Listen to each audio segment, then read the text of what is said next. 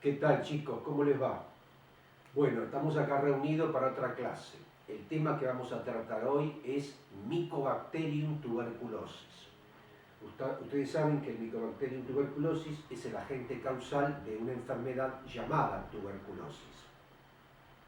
La palabra tuberculosis viene del griego y de ahí pasa al latín y es tisis, o sea, deriva de tisis. Ahora, vamos a castellanizar la palabra. Tuberculosis viene de tubérculo. Ustedes saben que tubérculo en el reino vegetal es el engrosamiento de unas plantas de raíz subterránea, por ejemplo, la papa, la zanahoria, la cebolla, etc. Muy bien. Entonces, en esos engrosamientos se acumulan las sustancias de reserva para la planta. Muy bien. Entonces, pasemos esa explicación vegetal a la medicina. Por similitud, por similitud en la tuberculosis, a los que padecen esa enfermedad se le forman nódulos tuberculosos. Es decir, nada que ver con los nódulos de los tubérculos, ¿verdad? Entonces los tubérculos tienen nódulos donde se almacenan sustancias de reserva. Los enfermos de tuberculosis se le forman nódulos tuberculosos donde están las bacterias, está el Mycobacterium tuberculosis. Por eso de ahí viene el nombre de tuberculosis. Muy bien, dijimos el agente causal es el Mycobacterium tuberculosis.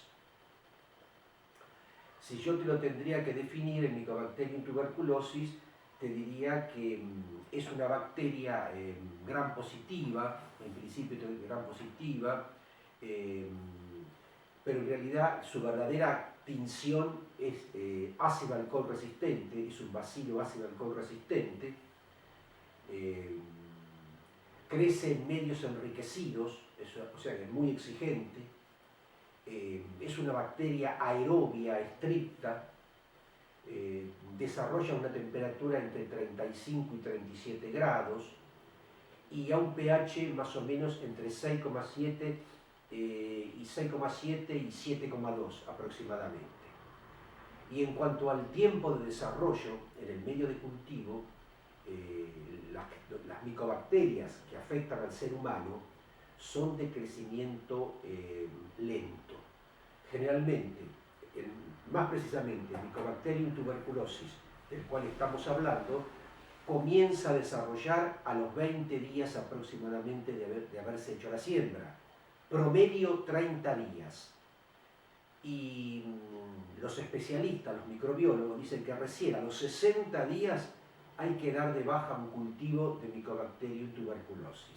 Fíjense usted, entre 20 días y 60 días, promedio 30-40 días para que desarrolle el Mycobacterium tuberculosis en el medio de Lobstein-Jensen, que es el medio enriquecido en el cual desarrolla.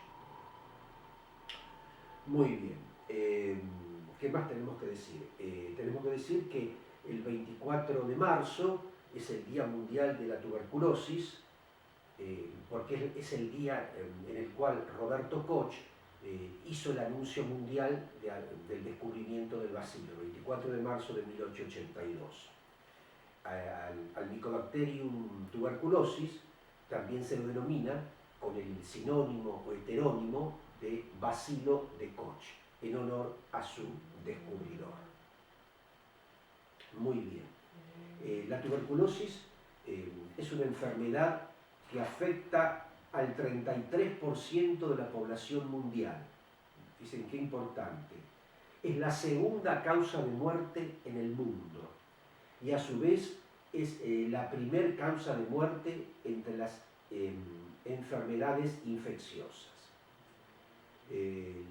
Las personas mal alimentadas e inmunodeprimidas son las que están más expuestas a adquirir esa enfermedad. Por eso se dice también que la tuberculosis es la enfermedad del hambre. Las poblaciones bien alimentadas, que reciben una buena cantidad de proteínas en su alimentación, con minerales, vitamina B6, vitamina B12, son propensas a adquirir la tuberculosis, pero en muy baja proporción. En cambio, las personas desnutridas, mal alimentadas, bueno, el bacilo de Koch hace estragos. Hasta en el mundo entero, más o menos hasta 1940, morían la gente como mosca de tuberculosis. A partir de 1940 en adelante, cuando se desarrollan todos los antibióticos, la mortalidad por el bacilo de Koch ha disminuido notablemente, pero todavía se mantienen valores muy altos, ¿no? Las crisis económicas en los distintos países, las hambrunas, hace que el bacilo de Koch todavía se mantenga vigente.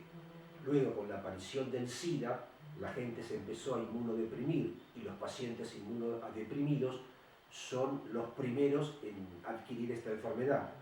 Y muchas veces no pueden adquirir la tuberculosis humana, pero otras veces adquieren la tuberculosis aviar, o sea, el micobacterio que está en las aves se lo pesca el ser humano, lo adquiere el ser humano, se enferma de tuberculosis aviar. ¿Pero por qué? Porque tiene las defensas muy bajas. Históricamente se dice que hay muchos, ustedes cuando vean la tabla que yo les voy a subir, van a ver que el género Mycobacterium tiene muchísimas especies, pero muchísimas. Pero de todas esas, el Mycobacterium bovis se piensa que fue uno de los primeros Mycobacterium que aparecieron en el mundo. Estamos hablando de 15.000, 20.000 años antes de Cristo, ¿no? Y luego, cuando los animales fueron domesticados por el hombre, se cree que hubo una mutación y el Mycobacterium bovis se transformó en el Mycobacterium tuberculosis que afecta al ser humano. Muy bien. Vamos a continuar. Cuando ustedes, mejor dicho, el ser humano, vamos a hablar antes de cómo el ser humano, cómo prolifera la enfermedad en el ser, cómo prolifera la enfermedad en el ser humano. Bueno, lo primero ¿cómo nos contagiamos de tuberculosis?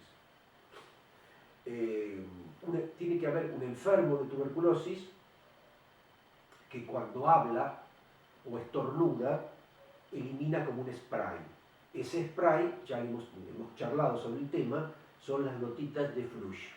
En esas gotitas de flush, como ahora se dice que ahí dentro está el COVID-19, también está presente el bacilo de Koch. Si la persona está enferma, si no, no, ¿verdad? Muy bien, entonces el bacilo de Koch lo eliminamos. ¿Qué pasa luego? Pasa lo siguiente, los bacilos penetran al organismo ¿por dónde? Por las vías respiratorias. ¿Y llegan a dónde? A los pulmones. ¿Y se alojan en qué sitio de los pulmones? Nada más y nada menos que en los alvéolos pulmonares. Los alvéolos pulmonares, recordemos, es el sitio de los pulmones donde se hace el intercambio gaseoso, ¿no? ¿Se acuerdan que la sangre descarga anhídrido carbónico y ahí se carga de oxígeno? Muy bien. ¿Qué pasa en los pulmones? La bacteria invasora, o sea, el bacilo de Koch, es fagocitado por macrófagos no sensibilizados. Muy bien.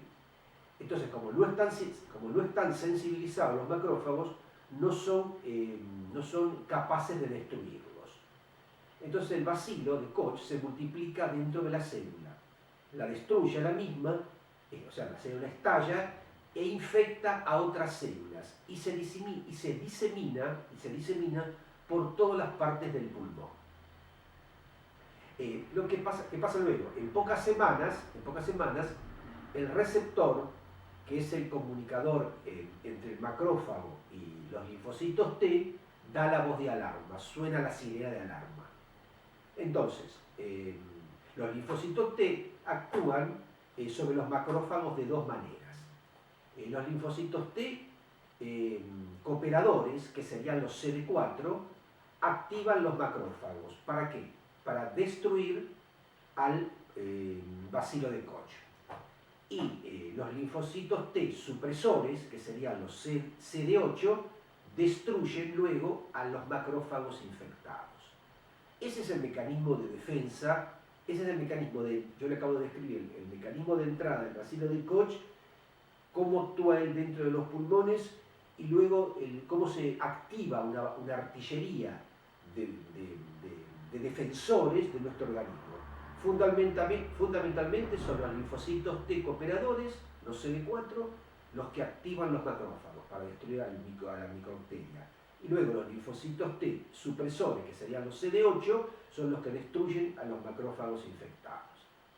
Cuando este sistema falla, obviamente el bacilo de Koch se adueña de todo el pulmón o de ambos pulmones. La tuberculosis siempre es una enfermedad, la tuberculosis primaria siempre es pulmonar.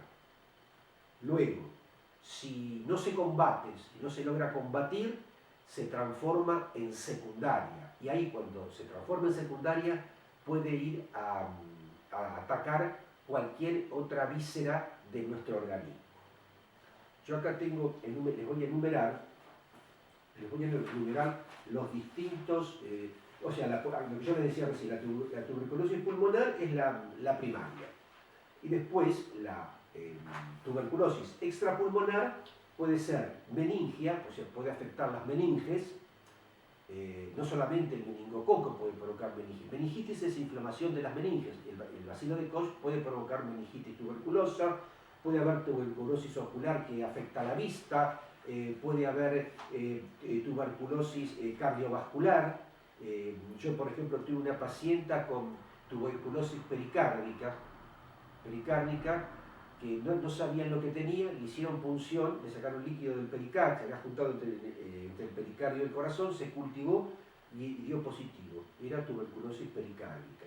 Esta señora nunca supo que tuvo tuberculosis primaria. Lo único que recordaba, que cuando yo era chiquita, tenía 12, 13 años, tenía una compañera, una vecina, que vivía en su casa de al lado, y ellas conversaban a través del alambrado. Y esa chica sí estaba enferma de tuberculosis. Es decir, ella recibió los bacilos de Koch, penetraron su organismo, pero como una chica sana, bien alimentada, sus mecanismos de defensa se impusieron sobre el bacilo de Koch. Y no pasó, o sea, no tuvo ninguna manifestación externa de tuberculosis.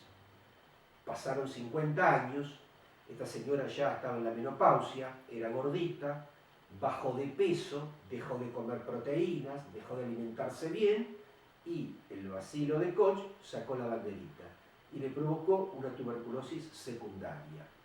Pues le hizo una tuberculosis pericárdica. O sea que ella tuvo una tuberculosis pulmonar silenciosa, sin síntomas.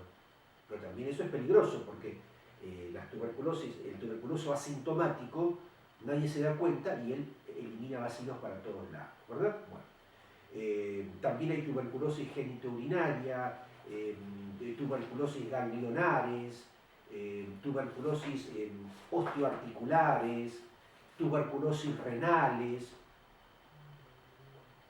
y también está la tuberculosis intestinal, también está la tuberculosis miliar, es cuando ya se disemina, la miliar, decimos tuberculosis miliar, cuando se disemina por vía sanguínea a todo el organismo. Es decir, todas las que yo les dije recién eran más bien localizadas, el ojo, la articulación, etc. Pero después la tuberculosis miliar es cuando ya las defensas están muy bajas y entonces el bacilo de Koch a sus andas, por vía sanguínea, va a infectar cualquier órgano. Muy bien. ¿Cómo podemos? Tenemos que diagnosticar nosotros la tuberculosis y luego debemos tratar la tuberculosis, ¿verdad? ¿Cómo hacemos el diagnóstico? El diagnóstico lo hacemos, primero el médico hace examen clínico del paciente, oculta los pulmones, nota algo raro al ocultar los pulmones, pide radiografía, en la placa lectora se ven bien los nódulos tuberculosos, y después si quiere profundizar puede pedirle tomografía o resonancia, o sea, por medio radiológico anda muy bien para hacer el diagnóstico. Va al laboratorio de análisis clínico y le pide una serie de estudios al paciente. Por ejemplo, le pide, lo más común es una baciloscopía de esputo, es decir, lo hace expectorar se hace expectorar al paciente en un pote estéril.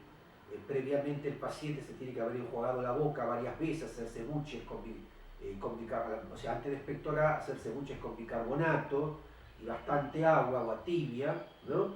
Y luego expectorar en un pote estéril. Es conveniente que la expectoración sea a la mañana, que es cuando uno se levanta y tiene mayor expectoración. Y lo mejor es esa cosa fea, asquerosa que uno escupe cuando tiene ese catarro feo, eso asqueroso. Bueno, eso es la mejor muestra, que eso es pus, ¿no? Eso es todo pus, células epiteliales, y si está el bacilo de Koch está ahí metido. Bueno, esa es la mejor muestra para buscar al bacilo de Koch. La muestra va al laboratorio, se le hace, sí, se le puede hacer la coloración grande, es un gran positivo, pero en realidad cuando estamos buscando el bacilo de Koch se hace la coloración específica para el bacilo de Koch. Como es un bacilo ácido alcohol resistente, ustedes saben que hay dos coloraciones. Una es la coloración de Ziehl-Neelsen y otra la coloración de King-Ju. Es lo mismo, la única diferencia que las de Ziehl-Neelsen se hacen en caliente y la de King-Ju en frío. ¿Qué es lo que vemos al microscopio en el caso de que esté presente el bacilo de Koch? Sobre un fondo celeste, donde vemos las células epiteliales, todas de celeste, todas las células de celeste, vemos, si está el bacilo de Koch, unos bastoncitos de color rojo. Bueno, entonces, ¿por qué? Porque es un bacilo ácido alcohol resistente. Nosotros a ese extendido lo hemos sometido a un tratamiento con ácido clorhídrico y alcohol etílico, y resistió. O sea, una vez que se tiñó con el colorante de base, no perdió. O sea, se decoloró todo, pero el bacilo de Koch no se decolora, por lo tanto mantiene la coloración original. Por eso en ese fondo celeste azulado se ven unos bastoncitos rojos, y ese es el bacilo de Koch. Después también hay una técnica microscópica más avanzada que se llama por fluorescencia.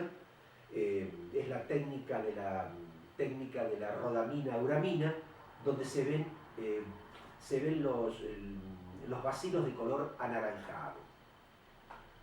Por otro lado, la muestra luego se cultiva, hay que cultivar la muestra que el paciente ha escupido, que ha expectorado en ese pote estéril, por más que se haya hecho buches con agua tibia y carbonato, está contaminada con todas las bacterias que están en la boca. Entonces la muestra primero se decontamina con una solución de hidróxido de sodio, luego se neutraliza con una solución de ácido sulfúrico, y cuando la solución está neutra, recién esa solución neutra es la que se siembra. El medio de cultivo que se usa es el medio de Lowenstein-Jensen. El medio de Lowenstein-Jensen, entre sus componentes, tiene uno que se llama verde de malaquita, que le da al medio de Lowenstein-Jensen un color verde Nilo. Entonces se siembra sobre la superficie, el medio de Lowenstein-Jensen está en unos tubos, y el medio de cultivo está chanfleado, se dice en pico de flauta. Entonces sobre esa superficie pico de flauta se siembra esa muestra neutralizada. Se lleva a la estufa de cultivo a 35-37 grados a incubar, y ahí sí hay que esperar, porque recién a partir de los 20 días comienza el desarrollo del Mycobacterium tuberculosis. Y en la inmensa mayoría, ya a los 30-40 días, el desarrollo está bien neto, bien claro, y recién, por ejemplo, en el Hospital San Juan de Dios, que se especializa en tuberculosis, recién a los 60 días dan de baja un cultivo del bacilo de Koch.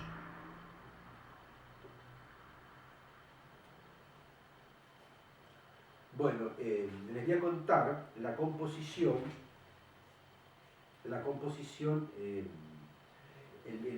medio de cultivo es una solución de fosfatos, sulfatos, citratos, asparagina, glicerina, huevos porque tienen mucha proteína, y verde de malaquita. Y el pH se ajusta con clorhídrico. Luego de... Bueno, entonces, todos estos componentes forman parte del medio de cultivo enriquecido para el Mycobacterium tuberculosis humano. El medio de cultivo se llama medio de Lowenstein-Jensen. Yo les voy a subir la composición del medio detallada. Muy bien, y si ustedes quieren saber si la cepa que ha infectado al paciente es humana o bovina, hay que sembrar simultáneamente en otro medio de cultivo, que se llama medio de Stonebrick, se escribe Stonebrick. Es exactamente igual al medio de Lowenstein-Jensen. Lo único que tiene en su composición el agregado de una sustancia llamada piruvato. Entonces sabemos si el paciente, en base al desarrollo, sabemos si el paciente se contaminó de un ser humano o a través del ganado bovino. Bueno, repito, las colonias son de color amarillo, o sea, el medio de cultivo de Lowenstein-Jensen es de color verde nilo, que se lo da el verde de malaquita. Entonces, sobre ese color verde nilo desarrollan unas colonias amarillas de aspecto rugoso, metafóricamente hablando se dice parecida al coliflor. Son como coliflores chiquititos, amarillitos, sobre un medio verde nilo. Bueno, después hay que hacer pruebas bioquímicas de tipificación para comprobar, ¿verdad?, que estamos hablando del bacilo de Koch, ¿no? Y luego hay que hacer la prueba de resistencia. ¿Qué es la prueba de resistencia? Es lo que se conoce con el nombre de antibiograma. Para el bacilo de Koch se hace la prueba de resistencia a través del método de dilución, o sea, distintas diluciones. Y así sabemos qué antibiótico le tenemos que dar a nuestro paciente, ¿verdad? Los antibióticos que se usan los más usados son etambutol, nicotinamida o isoniazida, kanamicina, trecator, etambutol, rifampicina. Hay otro que se llama PSH, es la abreviatura, que se llama hidracida del ácido furan 2 carboxílico. Bueno, etc. Esos son los antibióticos más importantes. El médico les hace un tratamiento intensivo durante varios meses, luego controla al paciente y luego, en forma más espaciada, le dan medicación como para mantenimiento. Hay todo un protocolo establecido de estos antibióticos, cuáles hay que darle durante 6 meses, un año, en forma continua, y después pasar y reduciendo, hasta una dosis de mantenimiento y luego se corta con el tratamiento. Repito, los antibióticos que se usan para la tuberculosis son etambutol, nicotinamida o isoniazida, PAS, kanamicina, trecator, etambutol, rifampicina y BSH. Muy bien. Además de esto, además de todo lo que yo les dije, hay que hacerle a los pacientes la famosa reacción de Mantoux, se escribe Mantoux, que es la prueba de la tuberculina. Se le inyecta en el brazo unos mililitros de la tuberculina y se observa si se produce una reacción en torno a la zona donde se ha hecho la inoculación de la tuberculina, ¿no? Es una prueba cutánea, es una intradermoreacción y ahora también le dicen PPD. PPD significa derivado proteico purificado, como su nombre lo indica, está hecho con las proteínas purificadas del bacilo de Koch. Que te dé una Mantoux positiva no significa que estés infectado, significa que simplemente que tu organismo ha estado en contacto con la bacteria, no pasó nada, los anticuerpos tuyos se han impuesto y asunto terminado. Ahora, si vos te hacen una Mantoux y te da negativa, que, ojo, hay que hacer un estudio más profundo porque a lo mejor estás inmunodeprimido y más adelante podés pescarte una tuberculosis o no. Estamos hablando de todo de forma hipotética. Es decir, la prueba de la tuberculina por la técnica de Mantoux, que ahora se dice PPD, es una prueba cutánea, es una intradermoreacción es simplemente para saber si tu organismo ha estado en contacto con el bacilo de Koch, nada más que eso. Una Mantoux positiva no significa bajo ningún punto de vista que estés infectado. Hoy en día también nosotros, además de tener una muy buena alimentación, sobre todo los argentinos, bueno, algunos argentinos, ¿no? Rica en proteínas, estamos todos vacunados contra el bacilo de Koch. De la famosa vacuna, la BCG, que nos aplican desde que somos chiquitos, ¿no? Hay un plan de aplicación cada tantos años, hay que reforzar, ¿no? BCG significa bacilo de Calmette-Guerin. Bueno, está en honor a los científicos que crearon la vacuna. Ellos tomaron el bacilo de Koch, hicieron siembras del bacilo de Koch y repiques, o sea, pasaron de un medio a otro, de un medio a otro, cientos de veces. ¿Qué lograron con esto? Hacer estos repiques de un medio, o sea, repicaban, desarrollaban, volvían de ese desarrollo a sembrar y repicar y así sucesivamente, cientos de veces, lograron quitarle la virulencia a la cepa del bacilo de Koch. Entonces, la vacuna está hecha no con el bacilo de Koch puro, porque si no ese nos enfermaría lejos de curarnos, sino con la cepa de bacilo de Koch llamada cepa de Calmette-Guerin. Es un bacilo de Koch que le han hecho tantos repiques en medios de cultivo que le han quitado su virulencia. Y gracias a eso se ha logrado frenar la tuberculosis en el mundo, porque si no estaríamos todos enfermos de tuberculosis. ¿Qué otra cosa más? A ver, bueno, las características, no hemos hablado brevemente, el tratamiento además de con medicamentoso puede ser a veces quirúrgico, ¿no? A veces el médico le pide al cirujano que le saque ciertas zonas del pulmón al paciente para poder recuperarlo. O sea, no solamente tratamientos es con medicamentos, sino también puede ser quirúrgico. Las características de una persona cuando se enferma de tuberculosis, los síntomas son característicos. Empieza a tener fiebre, escalofríos, decaimiento general, empieza a tener tos, catarro, ese catarro feo, ¿no? Ese catarro asqueroso, dolores en los pulmones, y entonces uno hace la consulta enseguida al médico y bueno, entonces empieza el médico con toda la batería, empezando por el examen clínico, radiología, laboratorio y sucesivamente, para confirmar o descartar la enfermedad. Entonces, resumiendo todo lo que dijimos hoy, para terminar la clase. Hablamos de una enfermedad llamada tuberculosis. Es una enfermedad que se remonta a 15.000, 20.000 años antes de Cristo. La primer cepa se cree que fue un Mycobacterium bovino, y el hombre cuando domestica los animales se transforma en Mycobacterium tuberculosis humano. La palabra tuberculosis es por similitud al tubérculo, que tiene unos engrosamientos en la raíz. En cambio, el enfermo con tuberculosis se le forman esos engrosamientos, esos nódulos en sus pulmones, ¿no? Los nódulos tuberculosos. También a la tuberculosis se le dice TBC, abreviada, algunos dicen TB, B larga, no me corta, B larga. Y también le dicen tisis, o sea, también la palabra tuberculosis viene de tisis, del griego y del latín. ¿Cómo te contagias? Estando en contacto con una persona enferma de tuberculosis. Los peligrosos son los portadores sanos, ¿no? Bueno, como siempre, dejemos de lado los portadores sanos. Entonces, ¿cómo te contagias? La persona contagiada, que lo sabe que está contagiado, no lo sabe, al hablar y al estornudar, elimina las gotas de flush. Esa gotita de flush está el bacilo de la tuberculosis, el bacilo de Koch.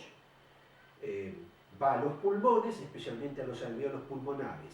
Empieza a multiplicarse, pero claro, gracias a Dios se activan nuestros defensores, los linfocitos T, cooperadores, y luego los linfocitos T supresores que matan al bacilo de Koch y a su vez luego destruyen a los macrófagos infectados. Bien, si no me equivoco, me falla la memoria, el 24 de marzo es el Día Mundial de la Tuberculosis, en honor a Roberto Koch, que fue quien en la fecha, en 1882, anuncia al mundo que descubrió el bacilo, ¿no? Con la ayuda del microscopio ve por primera vez al bacilo de Koch. Ahí tenemos un caso de que la tecnología que es el microscopio, ayudó a la ciencia. En el mundo hay un 33% todavía de casos de tuberculosis, ¿no? El 33% del mundo entero de tuberculosis. Es la segunda causa de muerte en el mundo. Y también está entre las primeras causas de muerte dentro de las infecciones. Dentro de las infecciones, la tuberculosis es una de las principales causas de muerte. Bien, ¿qué otra cosa más? Se llama también al Mycobacterium tuberculosis, le dicen también bacilo de Koch por el heterónimo o sinónimo de Roberto Koch, ¿no? Bacilo de Koch. Diagnóstico, historia clínica, radiografía, laboratorio. Tratamiento con nicotinamida, etambutol y todos los antibióticos que yo les dije. Además le hacemos la prueba cutánea de Mantoux. Una prueba cutánea positiva significa que estuviste en contacto con el bacilo de Koch. Negativa significa que nunca estuvo en contacto, y eso no es bueno. O sea, una prueba cutánea positiva no significa estar enfermo. Y después, ¿qué tenemos? Gracias a Dios, la vacuna con la BCG, hecha con la cepa, o sea, con el bacilo de Calmette-Guerin, en honor a sus creadores. ¿Cómo se logró la cepa de Calmette-Guerin? Con repiques sucesivos cientos de veces del bacilo de Koch original, hasta obtener una cepa que mantenía todo el poder antigénico, pero había perdido totalmente su virulencia. Bueno, chicos, esto es todo por hoy y nos veremos en la próxima clase. Gracias.